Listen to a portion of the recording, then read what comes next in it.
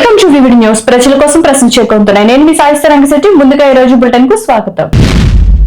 ప్రజా ఫిర్యాదుల పరిష్కారంలో వేగం పెంచాలి. అధికారులకు కలెక్టర్ రాజ్ కుమారి ఆదేశం. ప్రజల సమస్యల పరిష్కారానికి బీజేపీ జనతా వారధి కార్యక్రమం. నేటి నుండి ఇంటర్ ఫస్ట్ ఇయర్ పబ్లిక్ పరీక్షలు ప్రారంభం. కాచిగూడలో గ్యాస్ సిలిండర్ పేలుడు, కూలిన ఇంటి పైకప్పు. అంగన్వాడీల సమస్యలు పరిష్కరించాలి. స్పందించకపోతే చలో విజయవాడకు పిలుపు. ఉచిత పాఠ్య పుస్తకాలు తుక్కికి అమ్మకం, ఉద్యోగులపై కఠిన చర్యలు. రాజమహేంద్రవరం కల్తీపాలు విషాదం, మృతులకు 10 లక్షల రూపాయల పరిహారం. అసెంబ్లీలో సీఎం కీలక ప్రకటన. హైదరాబాద్ లో ఈదురుగాలులతో వర్షం, పలు ప్రాంతాల్లో వాతావరణ మార్పు. మంత్రి తుమ్మల సొంత మండలంలో చీకట్లో వైద్యం. పిహెచ్సిలో కనీస సౌకర్యాలు కరువు. కౌలు రైతుల డిమాండ్లు తీర్చాలి. నంద్యాల కలెక్టరేట్ ముందు 36 గంటల నిరాహార దీక్ష. సిమెంట్ లారీ అదుపు తప్పి ఇంట్లోకి దూసుకెళ్లిన ఘటన. ఇక డీటెయిల్స్ చూస్తే, ప్రజా ఫిర్యాదుల పరిష్కారంలో అధికారులు మరింత అప్రమత్తంగా వ్యవహరించాలని జిల్లా కలెక్టర్ జి రాజ్ కుమారి ఆదేశించారు. కలెక్టరేట్ లో నిర్వహించిన ప్రజా సమస్యల పరిష్కార వేదిక సమావేశంలో అధికారులతో ఆమె సమీక్ష నిర్వహించారు. ఈ కార్యక్రమంలో 311 మంది అర్జీదారులు తమ సమస్యలను నమోదు చేసుకోగా అన్ని అర్జీలను సంబంధిత శాఖలకు పంపించి నిర్ణీత గడువులోగా పరిష్కరించాలని సూచించారు. సమావేశంలో జిల్లా రెవెన్యూ అధికారి రామునాయక్ తదితరులు పాల్గొన్నారు.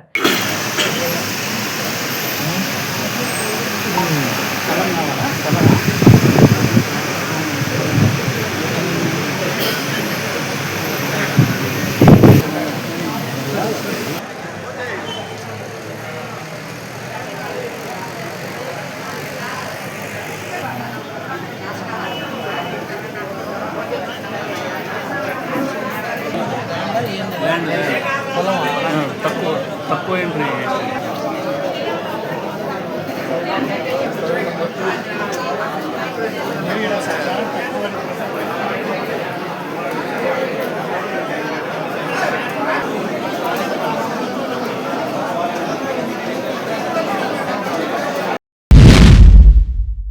నంద్యాలలో ప్రజల సమస్యల పరిష్కారానికి భారతీయ జనతా పార్టీ ఆధ్వర్యంలో జనతా వారధి కార్యక్రమం నిర్వహించారు. గ్రీవెన్స్ సెల్ పీజీఆర్ఎస్ లో పెండింగ్ లో ఉన్న అర్జీల పరిష్కారం స్థితిపై అధికారులతో చర్చించారు. ఈ సందర్భంగా జిల్లా బీజేపీ అధ్యక్షుడు అభిరుచి మధు కలెక్టర్ ను కలిసి ప్రజల తీరని సమస్యలపై ఫిర్యాదులు సమర్పించారు. ప్రజల సమస్యలు త్వరగా పరిష్కరించాలని కోరారు.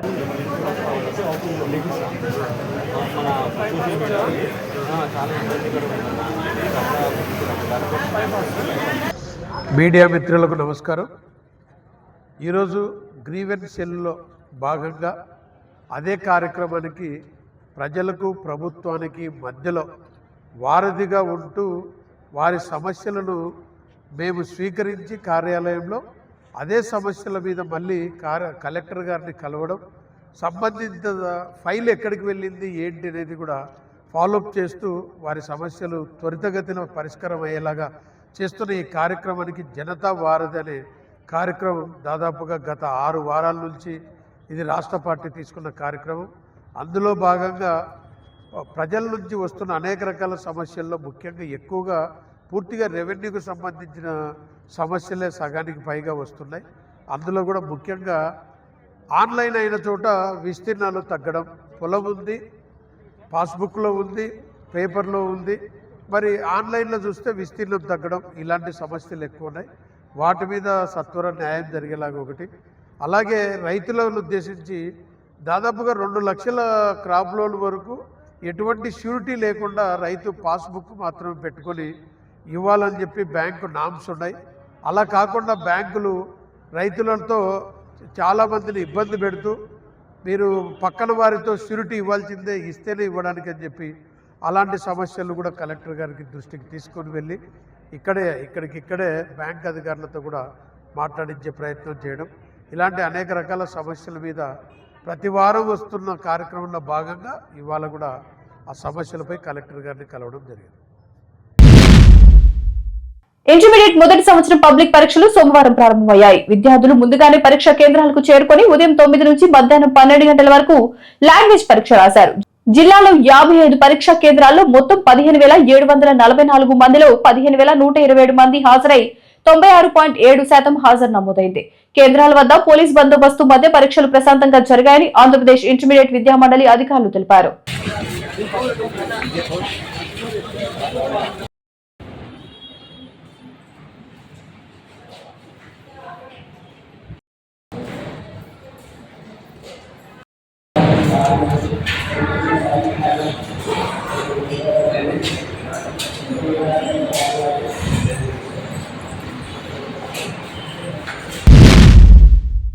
కాచిగూడలోని కృష్ణానగర్ లో ఓ ఇంట్లో గ్యాస్ సిలిండర్ భారీ శబ్దంతో పేలింది.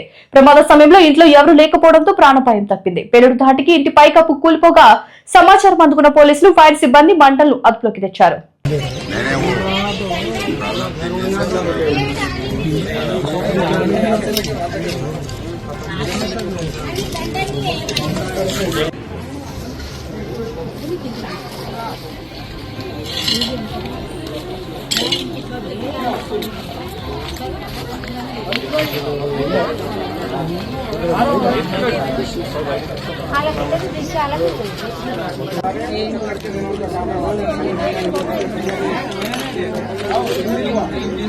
नहीं उनको रहता ना इंश्योरेंस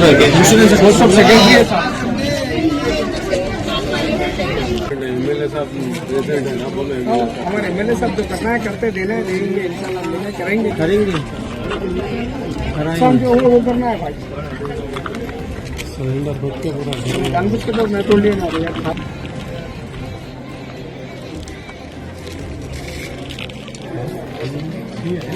भाई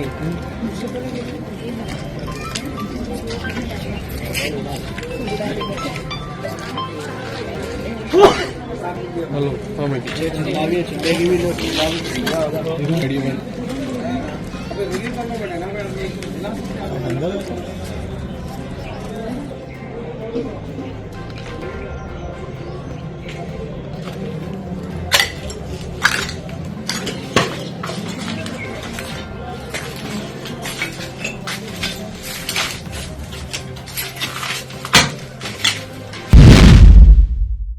నంద్యాలలో అంగన్వాడీల సమస్యలు వెంటనే పరిష్కరించాలని AP anganwadi workers and helpers union demand చేసింది. ఫిబ్రవరి 23, 27 వరకు నిరసనలు నిర్వహించి స్పందించకపోతే మార్చి 2న విజయవాడలో చలో విజయవాడకు సిద్ధం కావాలని జిల్లా కార్యదర్శి ఎం నిర్మలమ్మ పిలుపునిచ్చారు.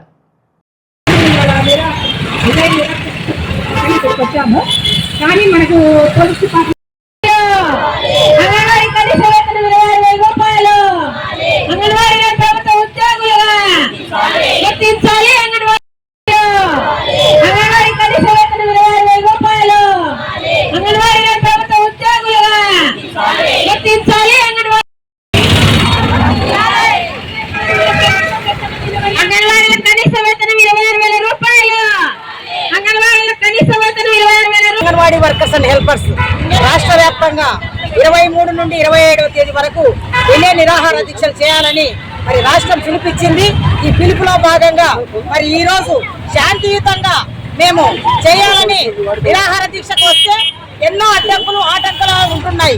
మరి మేము ఆడవాళ్ళమే కదా, 2019 నుండి ఇంతవరకు మాకు జీతాలు పెంచలేదు. కనీస వేతనం 26,000 ఇవ్వాలని గత ప్రభుత్వాన్ని అడగడం జరిగింది.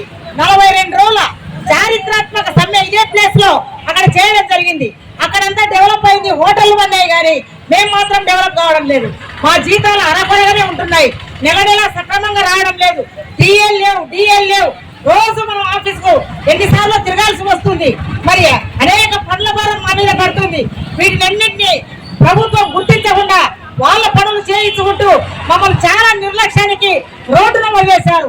ఈ రోజు ఆడవాళ్ళం రోడ్డున పడ్డామంటే మాకు కడుపు నిండా జీతం ఉంటే మేము ఎందుకు పడతాం? కాబట్టి గత ప్రభుత్వం చాలా అన్యాయం చేసింది. మరి ఈ ప్రభుత్వం కూడా మమ్మల్ని 42 రోజుల సభలో దగ్గరికి వచ్చి మీకు ఏవైతే మీ హామీలు ఉన్నాయో వాటినన్నింటినీ నెరవేరుస్తామని తెలుగుదేశం నాయకులు ఆ రోజు వచ్చి మరి సమ్మెలో మమ్మల్ని అందరినీ అడగడం జరిగింది. కానీ మరి ఇన్ని నెలలైతున్నా ప్రభుత్వం వచ్చి మా యొక్క సమస్యలు అనేది పట్టించుకోవడం లేదు. బహైజ్ లో విద్యాశాఖలో భారీ అవినీతి బయటపడింది. ప్రభుత్వ పాఠశాల విద్యార్థులకు ఉచితంగా ఇవ్వాల్సిన 13,500కు పైగా కొత్త పాఠ్య పుస్తకాలను సిబ్బంది కిలో 4 రూపాయలకి తూకా వ్యాపారికి అమ్మేశారు. కంటైనర్లో తరలిస్తుండగా పోలీసులు పట్టుకున్నారు. ఈ ఘటనపై చర్యలు తీసుకున్న ఉత్తరప్రదేశ్ ప్రభుత్వం 3 ఉద్యోగులను డిస్మిస్ చేసి 2 సస్పెండ్ చేసింది. ఉన్నతాధికారులపై కూడా విచారణ కొనసాగించింది.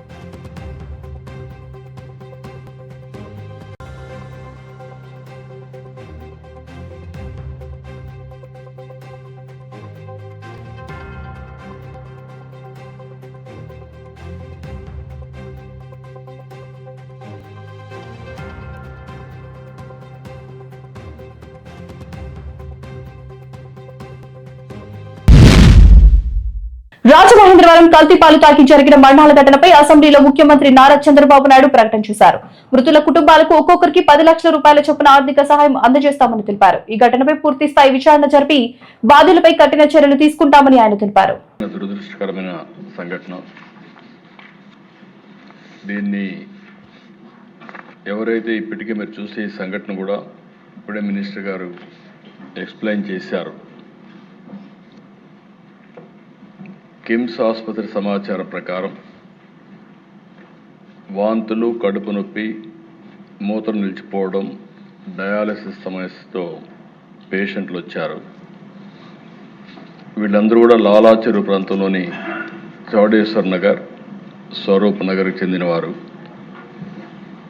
క్లినికల్ పరీక్షల్లో రక్తంలో యూరియా మరియు సీరం క్రియాటిన్ స్థాయిలు పెరిగినట్లు గమనించారు.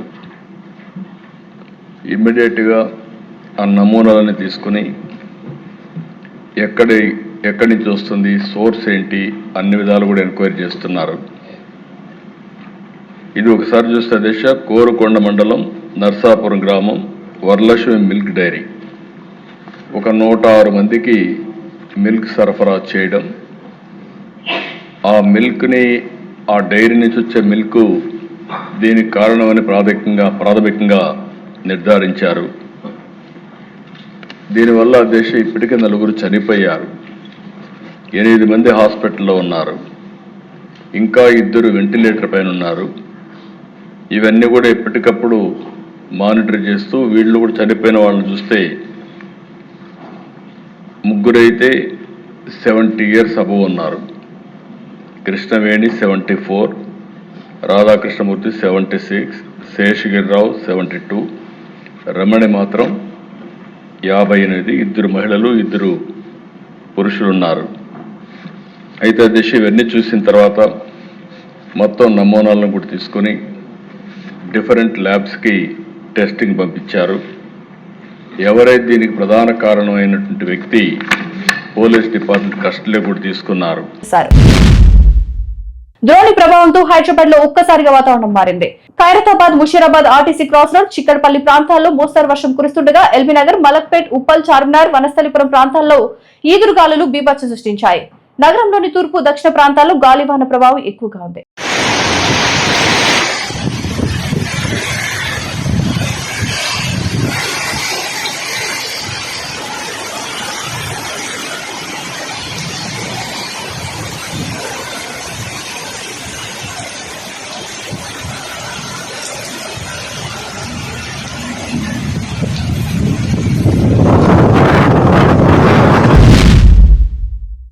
నంద్యాల జిల్లా కలెక్టర్ కార్యాలయం ముందు ఆంధ్రప్రదేశ్ కౌలు రైతు సంఘం ఆధ్వర్యంలో 36 గంటల నిరాహార దీక్ష ప్రారంభమైంది. అన్నదాత సుఖీభవ పథకం వెంటనే అమలు చేయాలని, నూతన కౌలు చట్టం తీసుకురావాలని రైతు సంఘాల నాయకులు డిమాండ్ చేశారు. కౌలు రైతులకు గుర్తింపు కార్డులు, పంట రుణాలు, నష్టపరిహారం, పెట్టుబడి సాయం వెంటనే అందించాలని, సమస్యలు పరిష్కారం అయ్యే వరకు పోరాటం కొనసాగుతుందని నాయకులు స్పష్టం చేశారు.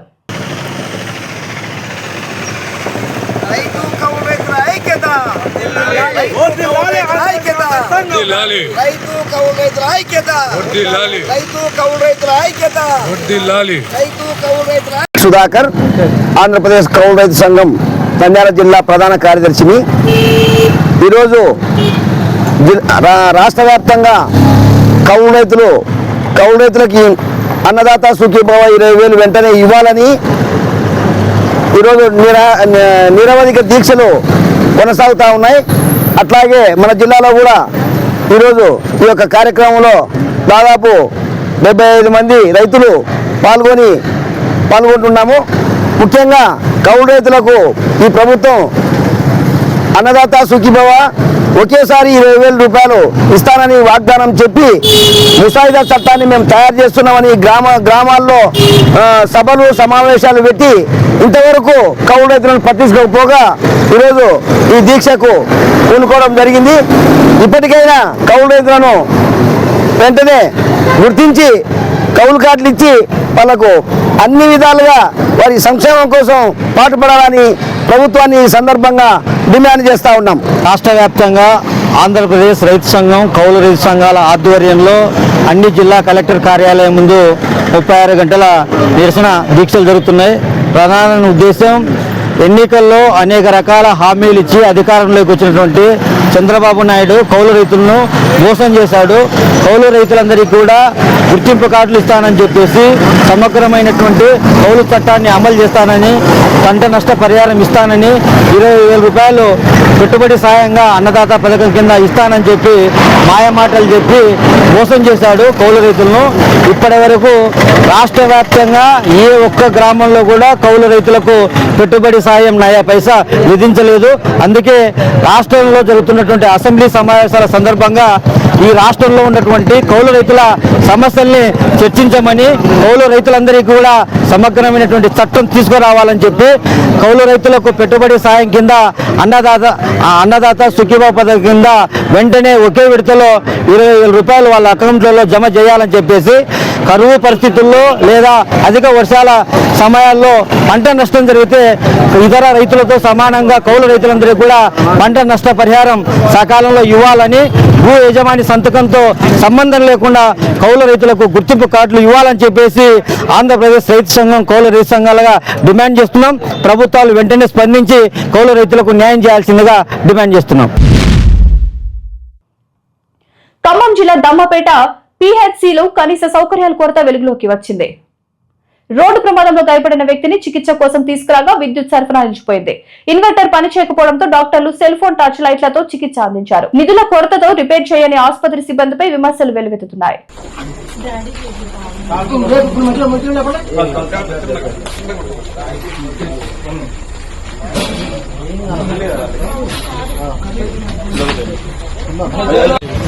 కరెంట్ లేదు, ఆయన కరెంట్ పోలేదు లోపల, కరెంట్ ఉన్నప్పుడు లైట్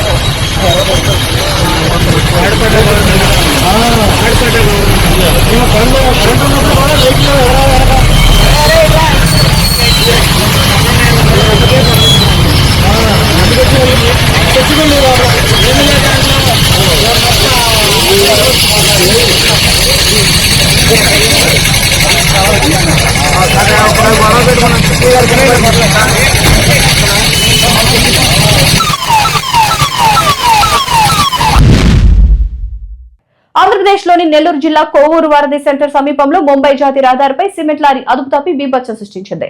డివైడర్ ను ఎక్కిన లారీ రోడ్డుకు అవతల వైపు ఉన్న ఇంట్లోకి దూసుకెళ్లింది. ఘటనతో స్థానికులు భయాందోళనకు గురయ్యారు. ప్రమాదంలో ఆస్తి నష్టం జరిగినట్లు సమాచారం.